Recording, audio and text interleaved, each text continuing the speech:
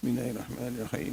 Bismillahirrahmanirrahim. Assalamualaikum warahmatullahi wabarakatuh. Al-Fatihah. A'udzu billahi minasy syaithanir rajim. Bismillahirrahmanirrahim. Alhamdulillahirabbil alamin. Arrahmanir rahim. Iyyaka na'budu wa iyyaka nasta'in. Ihdinas siratal mustaqim. Siratal ladzina an'amta 'alaihim ghairil maghdubi 'alaihim waladdallin. Alhamdulillahil qail nahmaduhu wa nasta'inuhu wa nastaghfiruh wa na'udzu billahi min shururi anfusina wa min sayyiati a'malina may yahdihillahu fala mudilla lahu wa may yudlilhu fala hadiya lahu. Asyhadu an la ilaha illallah wahdahu la syarika lahu wa asyhadu anna sayyidana Muhammadan abduhu wa rasuluh. Allahumma fassalli wa sallim ala sayyidina Muhammadin asyrafil anbiya'i wal mursalin wa ala alihi wa ashabihi wa man tabi'ahum bi ihsanin ila yaumiddin. Subhanaka la ilma lana illa ma 'allamtana innaka antal alimul hakim. Rabbi shrah li sadri wa yassir li amri wahlul 'uqdatam min lisani yafqahu qawli. Allahumma arinal haqqa haqqan warzuqna ittiba'ah وارنا الباطل باطلا وارزقنا اجتنابه ربنا افتح بيننا وبين قومنا بالحق وانت خير الفاتحين. Yang dimulakan Al-Fadil Tuan Imam, Tuan Bilal, Tuan Nazir, pegawai-pegawai dan ahli-ahli dan kuasa masjid. Mungkin ada mantan ketua kampung kita yang biasa dia ada, dia senyap aja. Mantan imam kita Tuan Haji Surani ada tu. Para kepimpinan kampung, tuan-tuan guru, para alim ulama, hadirin hadirat, tuan-tuan pemirsa muslimin yang dirahmati Allah Subhanahu wa taala. Alhamdulillah kita bertemu lagi pada pagi ini dalam program sebulan sekali bersama dengan saya. Tak lama, 40 minit, 40 minit itu dah lama tuan-tuan. Orang di bahasa ni mengaji tak boleh lama-lama sangat. Dia mengantuk ni.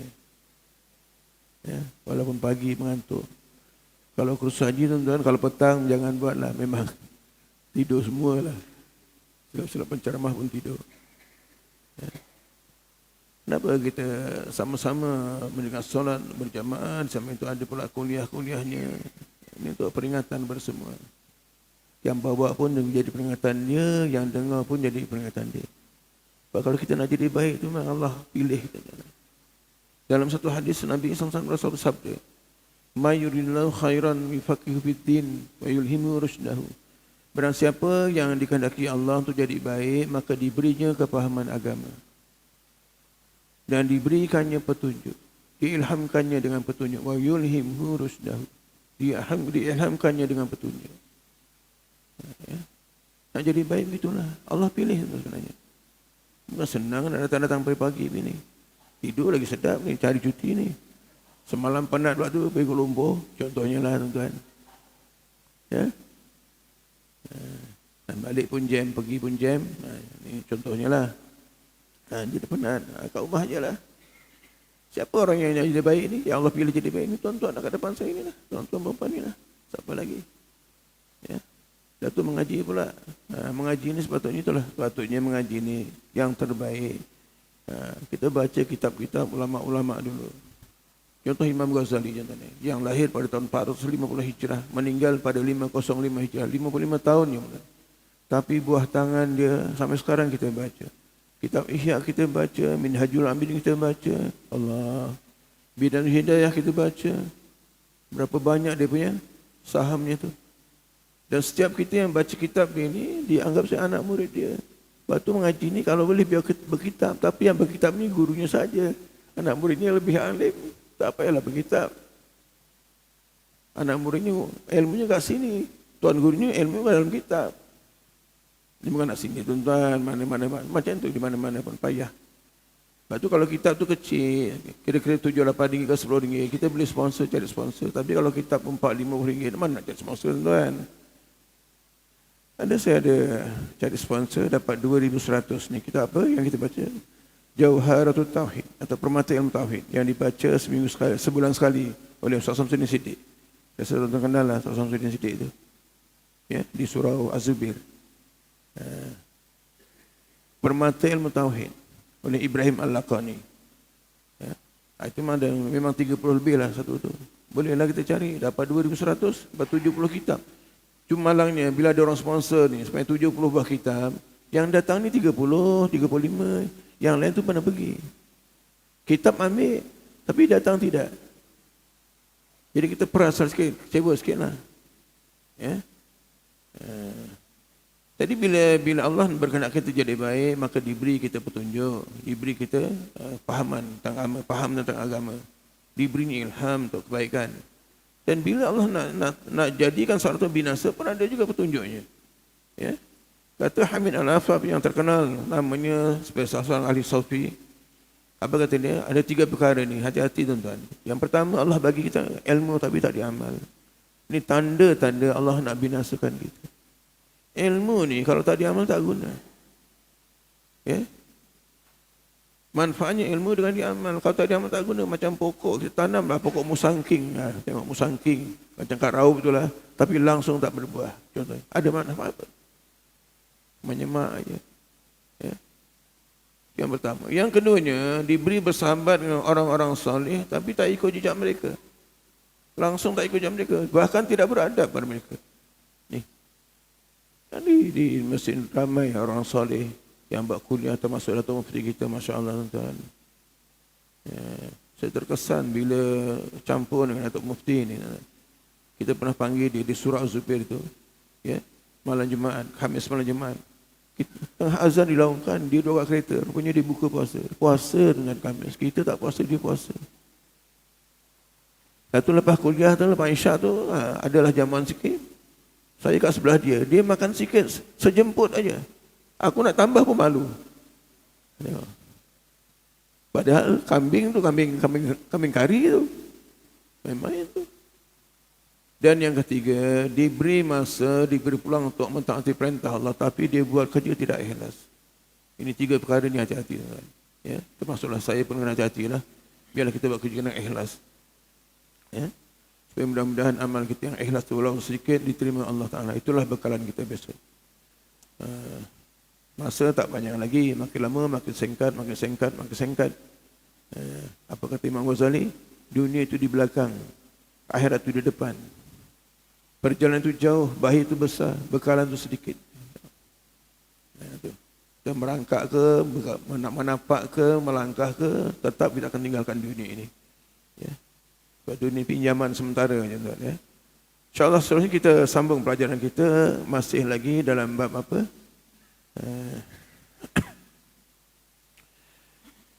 Dalam bab perempuan-perempuan yang tidak boleh dinikahi.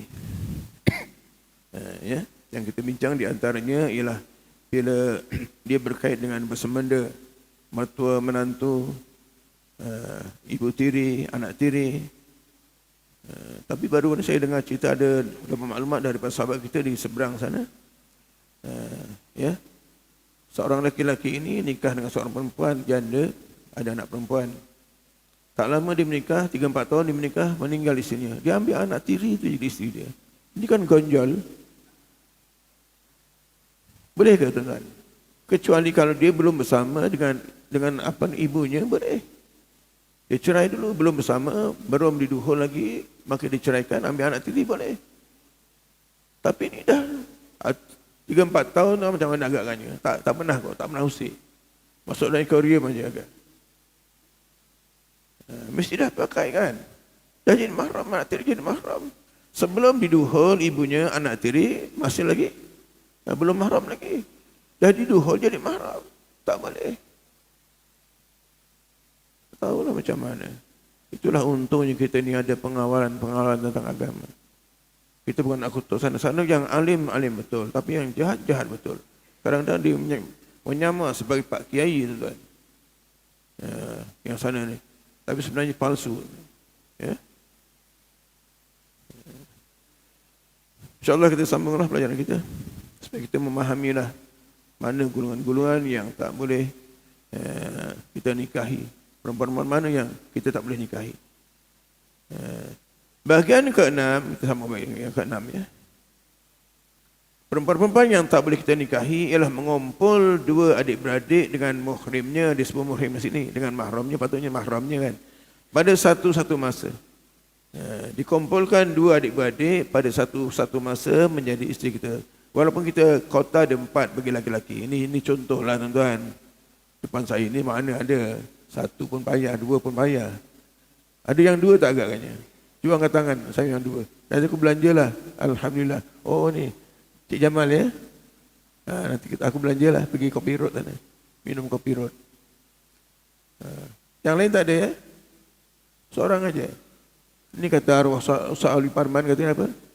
Orang-orang Melayu, laki-laki Melayu ni dia sifatnya takwa. Takut bini tua.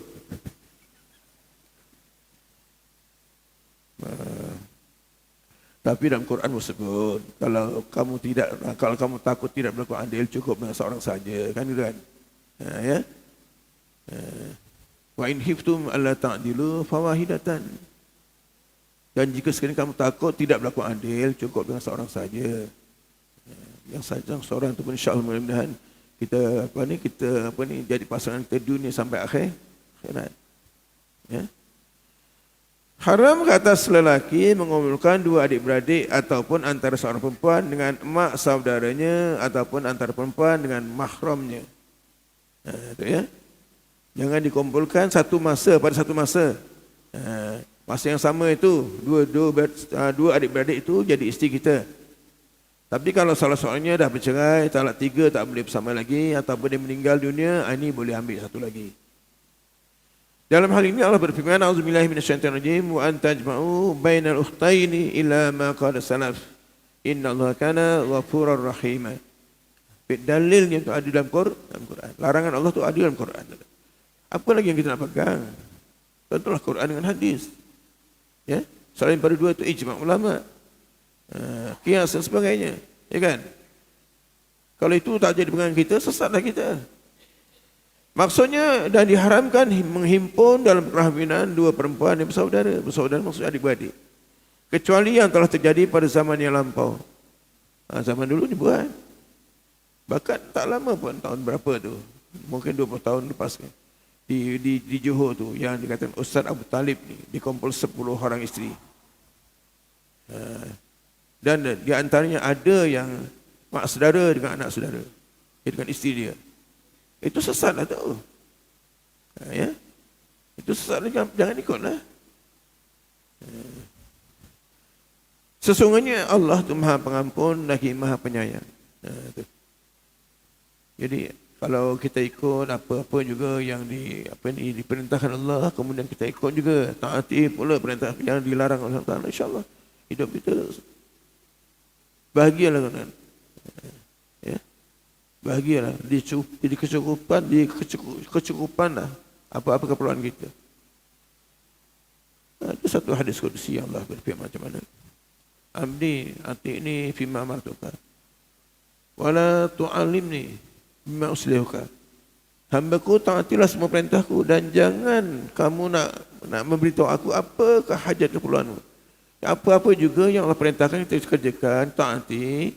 Yang dilarang tu kita juga taati, jangan dilanggar. Insya-Allah hidup kita diberi kecukupan, tuan. Kadang-kadang masa kita muda tengoklah itu jelah jalan kaki. Ya, jalan kaki, motor, nak beli motor pun tak mampu, nak beli kereta apatah lagi. Tapi bila kita kahwin, kita bernikah, tengok satu-satu dapat anak seorang tambah rezeki, dapat anak seorang tambah lagi rezeki. Tapi tambah rezeki, tambahlah amal ibadah. Tambah rezeki, tak tambah amal ibadah pula, tambah pula dapur pula, lagi payahlah. Tambah rezeki, tambah amal ibadah. Takkan macam dulu juga. Ketika umur kita 20 tahun dulu, tengok. Pinggang kita ni 26, 27 dan sekarang. Kalau mau 50 tahun, 60 tahun, pinggang dah 50 dah. Baju tak boleh pakai lagi dah. Katakan gaji, kita kerja, gaji pun meningkat. Takkan gaji sama dengan masa kita masuk kerja. Tak. Jadi amal tu perlu ditambah lah. Ya. Kemudian yang keduanya, hadis yang diriwayatkan oleh Abu Hurairah radhiyallahu ta'ala anhu berkata, nahan Nabi sallallahu alaihi wasallam ay yajma'a bainal mar'ati wa ammatiha wala bainal mar'ati wa khalatiha. Ammah dengan khalah ni maksudnya. Mak saudara dari sebelah bapa tu namanya ammah. Kalau ibu saudara dari sebelah ibu tu khalah namanya. Artinya baginda Rasulullah SAW melarang dari menghimpunkan antara seorang perempuan dengan mak saudaranya sebelah bapa, dan tidak boleh juga menghimpunkan antara seorang perempuan dengan mak saudaranya sebelah ibu. Yang isteri kita tu panggil tu makcik lah. Makcik ke wak ke tak kisahlah. Kalau orang Jawa kan kalau di atas pada mak kita panggil wak, kalau bawah mak kita panggil makcik kan, gitu kan. Tapi orang Melayu dia lain. Long, angah, alang, dia gitu. Buda, ya, utih. Ya, itu orang Melayu. Orang Jawa sama aja, diborong sama aja. Kalau sebelah atas, tu panggil wak. Sebelah bawah dia panggil cik. Jadi larangan memang disebut dalam Quran. Ya, jangan dihimpunkan. Kalau dia bercerai salah satunya, ataupun dah ditinggal mati salah satunya, baru boleh ambil. Menghimpunkan jangan. Dan yang ketiganya sabda Nabi SAW, la tankihul mar'ata ala ammatiha walal ammatu ala binti ukhtiha walal mar'atu ala khalatiha walal khalatu ala binti ukhtiha lal kubra ala sugra wala sugra alal kubra.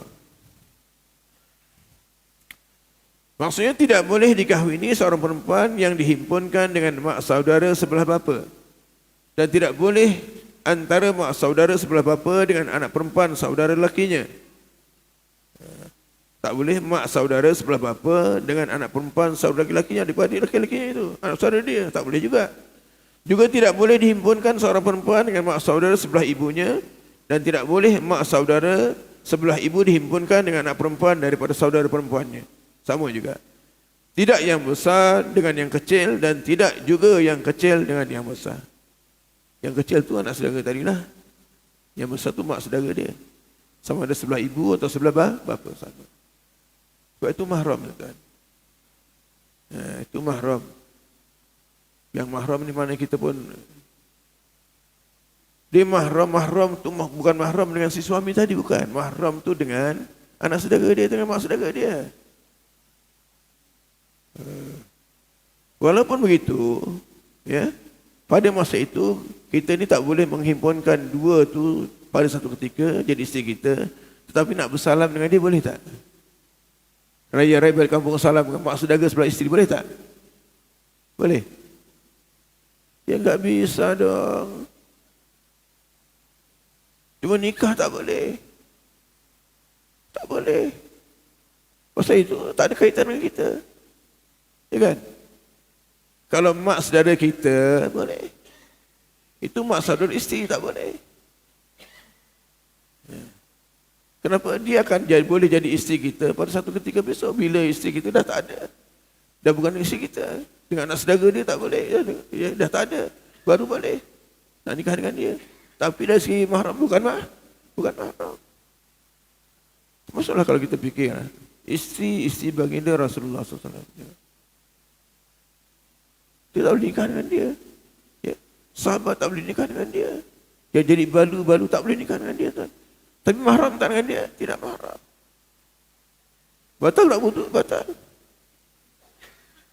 Ketika Rasulullah wafat, isteri yang muda-muda belaka, Aisyah di antaranya, Aisyah 18 tahun dia umurnya. Aisyah 18 tahun. Kerana ketika Rasulullah nikah dengan dia ni, umur Rasulullah lebih kurang 51 tahun. Aisyah ni 7 tahun ke 6 tahun. Cuma campur 12. 6 campur 12. Berapa? 18 kan? Cuma Rasulullah ni walaupun nikah dengan Aisyah, tapi dia tak disentuhnya. Kecuali setelah 3 tahun dia nikah. Dan itu bukan kerana nafsu. Rasulullah nikah dengan perempuan-perempuan yang ramai lebih daripada 4 orang itu khusus ya bagi Rasulullah SAW. Jangan kita pula lebih pula, nak melebihi Rasulullah pula. Dan disebut dalam kitab Sirus Salikin kan. Minta maaf lah ni, nak sebut sinilah.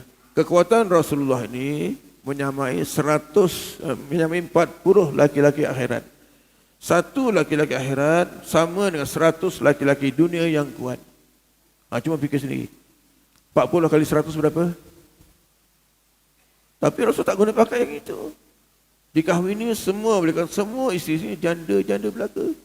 Yang ditinggal mati oleh suami, gugur di medan perang. Kecuali Aisyah seorang saja.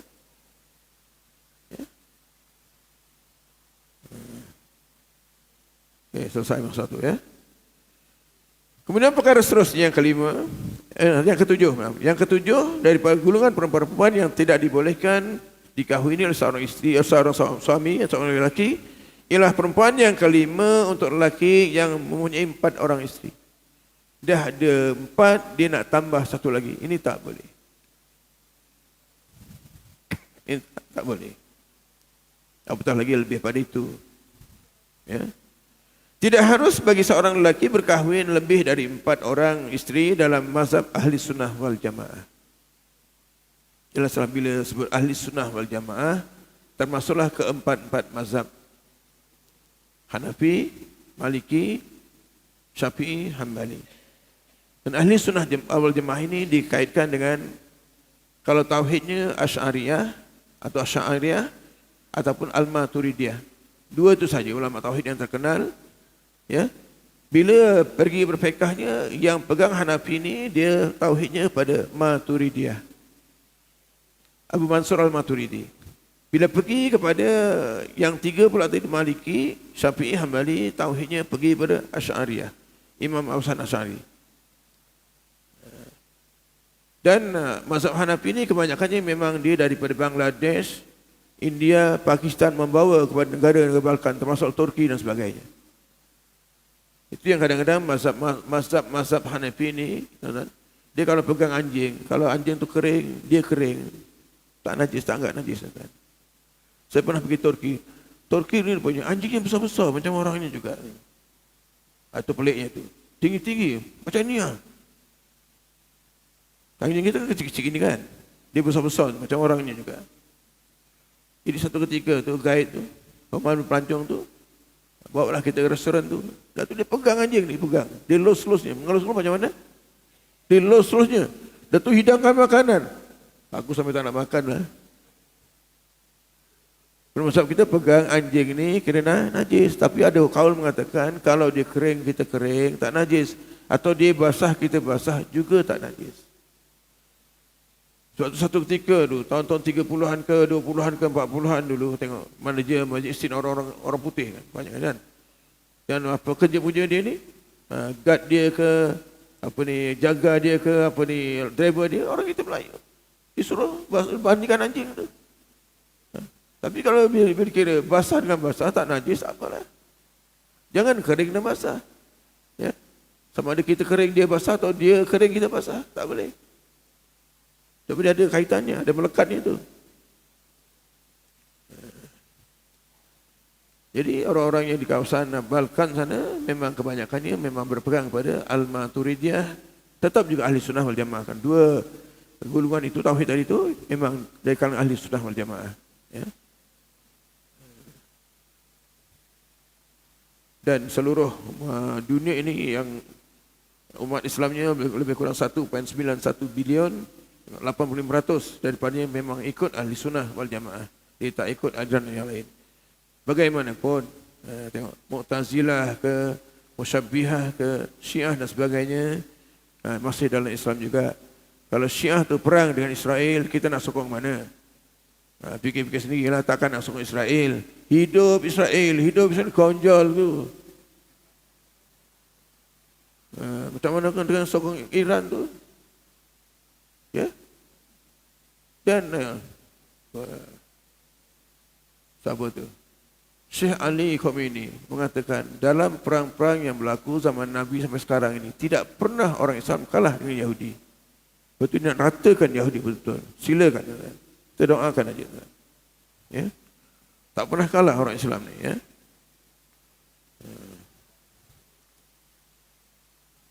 Jadi dalam mazhab ahli sunnah wal jamaah tidak boleh berkahwin lebih dari 4 orang isteri dalam satu masa. Maka jika sekiranya dia ingin berkahwin dengan perempuan yang kelima, wajib ke atasnya menceraikan salah seorang dari 4 isteri itu. Kena ceraikan salah seorang lah. Tapi cerai-cerailah, bagilah hak dia. Jangan bercerai tak bagi hak dia. Ya? Rumah dibagi, harta dibagi, bagi yang sepatutnya lah. Ini cerai-cerai tinggal itu saja. Rasa kita dah baca dalam bab iddah yang lepas tu. Ada satu ketika tu baca bab iddah dan ihdad. Ya? Isteri ni bila diceraikan oleh suami, jangan nak keluar dari rumah itu, patutnya duduk kat rumah tu. Kecuali kalau suami ini menyediakan satu rumah yang lain yang sama dengan yang pernah ditinggal tu. Itu hak dia. Ya? Kalau kita suami tak tunaikan, besok kat sana esok jawablah. Ya. Kalau kita ada dunia, ada akhirat. Kat sana kena jawablah. Saya bukan menyebelah mana pihak tu, kita nak adil lah. Ya? Jadi kalau nak yang kelima, wajib ke atasnya mencarikan salah seorang dari 4 isteri itu serta tunggu hingga habis iddah. Tunggu hingga habis iddah, tuan-tuan. Habis iddah mana? Isteri yang diceraikan tu. Sampai habis iddah. Kalau kita minta kelulusan jawatan pun, dia tak benarkan. Kadang-kadang trik dia tu. Dia trik dia tu. Contohlah, seorang laki-laki nak kahwin 2, tak lulus, dia buat terimanya, dia ceraikan isteri pertama tu. Sebelum habis iddah, nikah yang kedua. Kemudian dia rujuk balik. Itu trik dia tu. Tapi dalam kitab pun memang tak boleh. Ya? Dalam kitab pun tak boleh. Dia sampai habis iddah, isteri yang ceraikan habis iddah, dah tak boleh rujuk, baru nikah yang lain. Cukup 4 tu. Ya? Kemudian baru boleh berkahwin dengan perempuan yang dikehendaki itu. Ini adalah kerana, tengok, ada dalam Quran ada sebutan. Ya? Firman Allah Ta'ala, wa in hiftum ala tuqsitu fil yatama fankihu ma taba lakum minan nisa'i masna wa thulatha wa ruba'. Wa in hiftum ala ta'dilu fawahidatan aw ma malakat aymanukum. Zalika adna alla ta'ulu. Ini yang sebut dalam surah apa? Dalam surah An-Nisa ayat 3 ya. Ya. Apa maksudnya? Dan jika kamu takut tidak akan dapat melakukan keadilan terhadap hak-hak perempuan bila kamu menghawininya, maka kahwinilah wanita-wanita lain yang kamu senangi atau kamu ingini 2, 3 ataupun 4. Masna wa thulatha wa ruba'. Waw di sini ni dikaitkan dengan waw ataf. Sambung atau disebut atau. Bukan dan. Ya? Kalau sebut 2 dan 3 dan 4 dia kena campur. 2 campur 3 berapa? Campur 4 berapa? 9. Jadi orang Syiah pakai yang ini. Ya? 2 campur 3 campur 4. Waw tu dikatakan sebagai penyambung. Atau campur. Kemudian jika kamu takut tidak akan dapat berlaku adil, maka kahwinilah seorang sahaja. Ya? Fa in hiftum ala ta'dilu fawahidah. Wahidah ni satu. Cukuplah satu saja. Atau kamu memiliki hamba yang demikian itu adalah lebih dekat kepada tidak berbuat aniaya. Sebab hamba ni kan boleh diguna pakai sebagai isteri. Siang jadi hamba, malam boleh jadi macam isteri dia lah. Boleh pakai. Itu halal hukumnya tu. Ni kalau kisah raja-raja dulu kan tengok. Gundik-gundiknya kan banyak. Dayang-dayang kan banyak. Semua boleh pakai belaka. Tapi panglima tak boleh pakai. Hang Tuah tu kan dipitnahkan. Buat jahat dengan salah seorang dayang dia. Kalau cerita Hang Tuah lah sampai dia hukum bunuh kan. Kalau di negeri Cina tuan-tuan, tengok. Ada kisah mengatakan ini Panglima Cheng Ho ni dipotong dia punya tuan-tuan. Nak khidmat dengan raja kena potong dia punya. Semetolnya kena potong lah. You understand? Zalim tak? Ya zalim. Kita nak menghissi binatang. Apa makna hissi apa dalam bahasa kita apa? Nak mengkebiri binatang tu kan. Inilah binatang yang boleh dimakan dagingnya Dan tengok, di hissi dia itu sebelum dia meningkat umur dewasa, sebelum dia ada keinginan dengan lawan jenisnya. Kalau tak boleh tuan-tuan. Kucing tak boleh. Ada makan kucing? Dia binatang yang halal daging makan itu baru boleh diharuskan. Tapi naklah di masa apa? Di masa dia kecil. Supaya banyak dagingnya, cepat besar, banyak dagingnya. Itu faedahnya. Tapi kucing, ada orang menjual kucing, makan kucing. Ada makan buruk.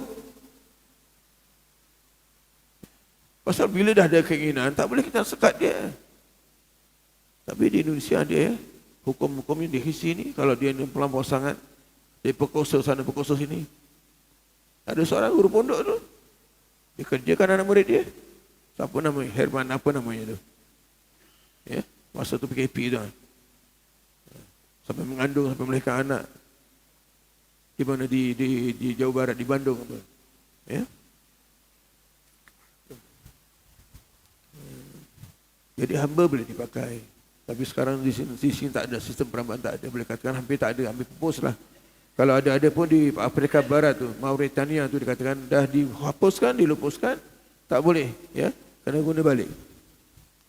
Dia 10 tahun dilupuskan, dia datang balik. Dibuat balik, ya. Kemudian dalam hal yang kedua pula, hadis yang diriwayatkan oleh Salim daripada bapanya radhiyallahu ta'ala anhu, anna Ghailani Ibni Salamata aslama walahu ashra nisbati aslamna mahu fa'amarahu an-nabi sallallahu alaihi wasallam ayatakhayyar minhunna arba'an. Maksudnya bahawa Ghailan bin Salamah telah menganut Islam dan dia mempunyai 10 orang perempuan, 10 isteri lah. Maksudnya istrinya lah. Ya, tapi dia meluk Islam. Dia beristeri 10 ni sebelum Islam. Yang memeluk Islam bersamanya istrinya, dia peluk Islam, isteri peluk Islam. Maka baginda Rasulullah SAW menyuruh Ghailan memilih 4 orang saja dari mereka itu. Disuruh pilih 4 orang saja daripada yang 10 tadi. Jadi yang 6 tu kena ceraikan.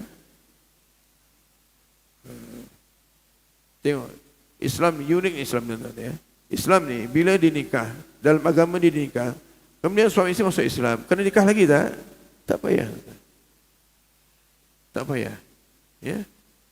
Tak perlu nikah lagi. Itu cantiknya Islam. Boleh menerima pernikahan yang dilakukan sebelum Islamnya. Untungnya orang Islam ni lah. Untung masuk Islam ni lah. Kalau mati dalam Islam, tengok macam mana kisah ibu atau bunda kepada Dr. Farid Rabi. Doa tak masuk Islam juga. Satu ketika dia pergi umrah. Doa depan Kaabah supaya maknya masuk Islam. Abangnya, salah seorang abangnya dah masuk Islam, kan? Ya, maka doa depan Kaabah Allah kabulkan. Hari Selasa masuk Islam, hari Jumaat meninggal, kan? Maknya meninggal dalam Islam. Ya, untung yang kafir masuk Islam, segala kejahatannya, kemaksiatan masuk kafir semua dikira benar. Tapi janganlah kita nak keluar dari Islam pula, jadi kafir dulu. Itu lain, itu murtad namanya, itu tak takut tu. Ya. Bahkan kalau kita pernah buat haji sebelum kafir, sebelum murtad dulu, pernah haji ke puasa, semua dikira benar, kan? Dikira kosong, tak ada apa-apa. Dia jangan sekali-kali bercita-cita nak murtad, nak keluar dari Islam. Dia boleh keluar dengan sebab perbuatan ke, dengan niat ke, dengan perkataan boleh terkeluar, tuan-tuan. Itu kena hati-hati. Ya. Jadi kalau 10 tadi, ke 10 masuk Islam, dia pun masuk Islam, tapi Rasul nasihatkan ambil 4 saja, yang 6 tu kena ceraikan. Ya. Hadis yang ketiga, riwayat daripada Syafi'i dari Naufal bin Muawiyah. Yang disebut dalam hadisnya, annahu aslama wa tahtahu khamsa niswatin. Faqala lahu Nabi sallallahu alaihi wasallam amsik arba'an wa farikil ukhra.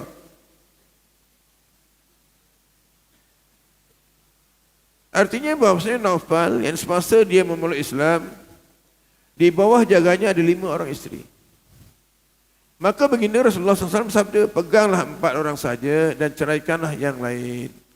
Mana satu tu kena cerailah, pegang 4 saja. Sebab dalam Islam memang itu. Ya, 4 saja.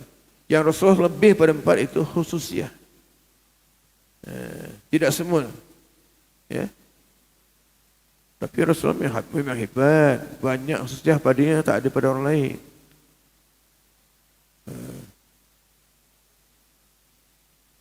Dalam satu nazam atau kalam syair yang dibuat oleh ulama-ulama Sufi, badan Rasulullah ni sedikit tak berbusuk dan dia wangi sungguh. Sampai lalat tak pernah hinggap di tubuh badannya.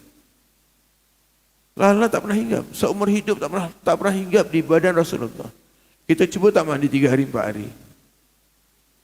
Di hurung lalat tuan-tuan. Dan ni tidur mata saja tidur, hati tak tidur. Ya. Disebut mata saya tidur, hati tak tidur. Wa qalbuhu lam yanam. Ya, hati tak pernah tidur. Sebab itulah Rasul-Rasul, Nabi-Nabi ini tidurnya tidak membatalkan wuduk dia. Kita tidur terbongkang habis. Namun ada salah seorang daripada sahabat, daripada golongan ulama-ulama yang tidurnya tidur mata saja, hati tak tidur. Siapa dia? Imam Syafi'i. Tengok. Ketika tuan gurunya Imam Maliki memberikan satu kitab Al-Muwatta, disuruh baca. Dibagi selepas isyak, tuan. Besok pagi sebelum subuh dipulangkan balik. Kehebatan Imam Syafi'i ini. Ketika dalam masa dia belajar lagi. Ya.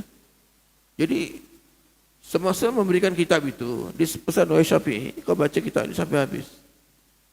Tak kira berapa lama mana baca. Ya.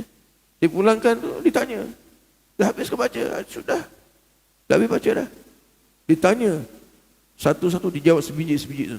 Siap dengan muka suratnya, baris berapa siap tuan. Masya-Allah. Kita nak baca kitab tak. Minggu lepas baca pun hari ni dah tak ingat dah. Kekuatan ingatan dia cukup hebat. Otak ni tebal macam ni tuan-tuan. Bukan nipis macam ni. Ya. Maksudnya dia sangat menjaga diri dia dari makan sesuatu yang syubhah, yang haram. Pandangan mata dijaga. Lisan dijaga. Allah. Dia satu ketika tu ada seorang anak murid tanya, wahai imam, apakah nak jawab masalah-masalah begini-begini? Dia tak boleh jawab. Menangis dia. Dia teringat apa yang salah dia ni. Rupa-rupanya dia makan daging kambing. Yang semalam kambing itu makan rumput jiran dia. Itu pun tak boleh. Tapi tak halal tak boleh juga. Walaupun rumput. Siapa nak makan rumput? Ya? Kehebatan Imam Syafi'i. Ya. Memanglah dia macam kita, macam biasa macam kita, tapi tengok ilmunya, takwanya, ya, imannya lebih sangat pada kita tuan-tuan. Ya. Sementara itu dalam mazhab Az-Zahiriyah dan Al-Imamiyah ni Syiah lah ni, ya, berpendapat sesungguhnya harus bagi lelaki berkahwin sehingga 9 orang pada satu masa. Imamiyah ini maknanya mazhab Syiah. Yang kat Malaysia ni kalau Syiah yang dibenarkan pun satu ketika dulu Zaidiyah dan Ja'fariyah sebab dia mirip-mirip dengan Ahli Sunnah wal Jamaah. Dia masuk pada tahun 67 atau 68 tuan. Ini Syiah di Malaysia ni. Ya. Jadi di Malaysia pun ada Syiah jugalah. Ya, tak nafikanlah. Baca sebar juga di mana-mana ya. Ini berdasarkan pada zahir ayat fankihu ma taba lakum minan nisa'i masna wa thulatha wa ruba'. Itulah dicampurkan itulah. Masna wa thulatha wa ruba'. 2 campur 3 campur 4. Jadi 9 dah. Kalau campur 1 yang asal jadi 10 dah. Artinya maka adalah kamu kahwini perempuan yang kamu ingini 2 dan 3 dan 4. Dan waw ini adalah untuk mutlak al-jama'. Yang ini menunjukkan himpun. Dihimpunkan. Dicampur maksudnya. Ya. Bukan untuk tahir, untuk pilihan bukan. Kalau tahir ni boleh pilih 2 ke, 3 ke atau 4. Pilih salah satu. Ya. Maka jadilah jumlah 9. 2 pun tak mampu. Tak dapat pun 2. Nak 9 macam mana? Tapi kalau tajir melintir memanglah boleh. Tapi lebih baik nikah daripada sembunyi-sembunyi. Selingkuhan lagi bahaya. Itu dilarang. Ya, nikah diharuskan. Tak kisahlah kau pegang mana mazhab pun, tapi kalau ahli sunnah wal jamaah yang 4 lah. Jangan lebih pada itulah. Tapi kalau dia pergi kepada mazhab lain boleh tak apa. Tapi janganlah berzina dan sebagainya. Itu teruk tu. Ya. Kalau dah pernah merasa mati dengan nikah yang sahih, maka hukum zina ni rejam sampai mati. Itu bukan main-main.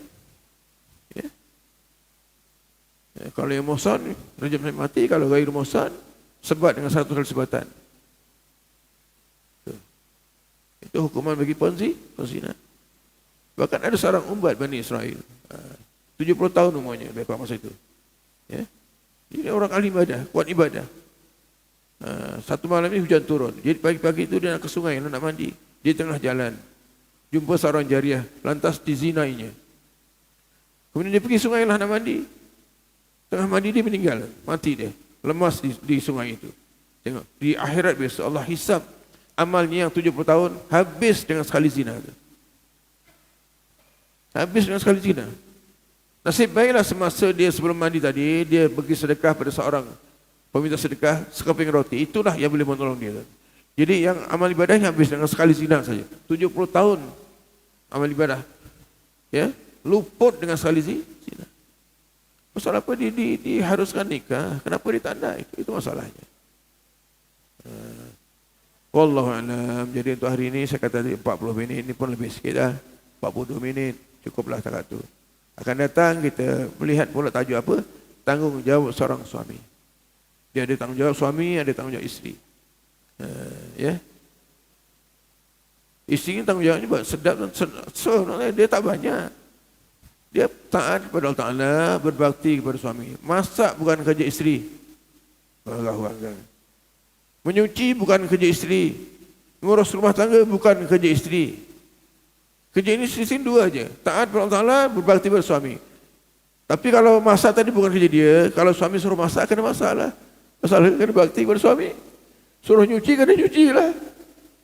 Pasal kena berbakti pada suami. Nah, itu konsepnya, kaidahnya. Ya. Wallahu a'lam. Ada apa-apa tuan-tuan nak menambah, nak bertanya sebagainya? Kalau boleh saya jawab. Betul tadi ya Datuk ya? Ini hari berapa bulan ni? 27 ya? Muka sunat 235. Baiklah, itu tanggungan ya, kita baca doa. Bismillahirrahmanirrahim. Assalamualaikum warahmatullahi wabarakatuh. Allahumma fir lana dhunubana wa li abaina wa li ummahatina wa li akhawatina wa li azwajina wa li ahlina wa li ahli baitina wa li ajdadina wa li jaddatina wa li usadina wa li masyayikhina wa li muallimina wa li jami'il muslimina wal muslimat wal mu'minina wal mu'minat al-ahya'i minhum wal amwat bi rahmatika ya arhamar rahimin. Ya Allah, dan kami mohon padamu yang tetap iman dan Islam kami dunia dan akhirat kelak ya Allah, janganlah kepalingkan hati kami. Setelah kami bertemu hidayahmu beri kami ya Allah, kekalkan iman kami, akidah kami dengan akidah ahli sunnah wal jamaah yang dipegang teguh oleh Rasulullah sallallahu alaihi wasallam, para sahabat, tabi'in hingga dan kiamat ya Allah. Ya Allah, kami mohon dan berlindung denganmu dari azab kuburmu dan jauhkan kami dari neraka-Mu ya Allah. Jauhkan kami dari neraka-Mu ya Allah. Jauhkan kami dari neraka-Mu ya Allah. Fasihkan lidah kami.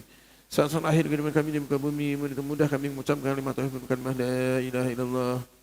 Selamatkan kami dari fitnah kehidupan dan fitnah kematian dan fitnah al-masih dajjal. Rabbana zalamna anfusana wa lam taghfir lana wa tarhamna lanakunanna minal khasirin. Rabbana atina fid dunya hasanah wa fil akhirati hasanah wa qina adzabannar. Wa sallallahu ala sayyidina Muhammadin nabiyil ummi wa ala alihi wa sahbihi ajma'in.